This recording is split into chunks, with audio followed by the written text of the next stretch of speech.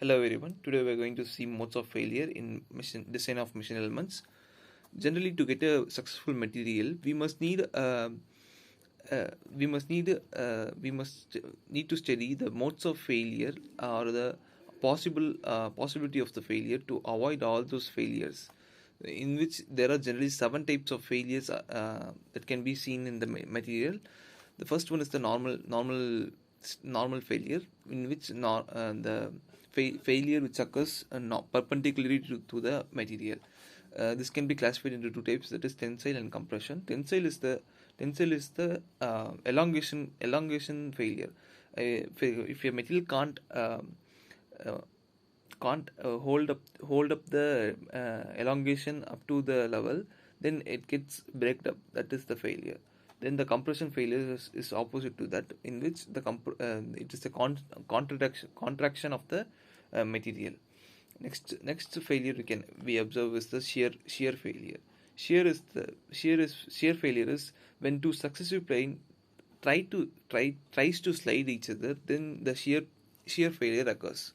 Next one is the rupture. Rupture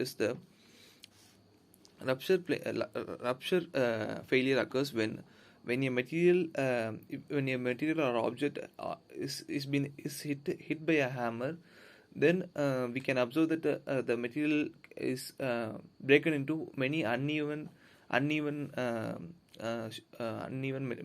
materials, many uneven manner. That kind of failure is said to be the rupture failure. Next one is the tearing failure. In tearing, generally we'll be having a two parallel forces applied on the paper. In case of paper, we have a example of tearing in case of paper. If we have applied two parallel stress on the paper, we may obtain the tearing failure. Next one is the buckling failure. Buckling failure, generally we will be observing on the axial load component, axial load of the beam or a object.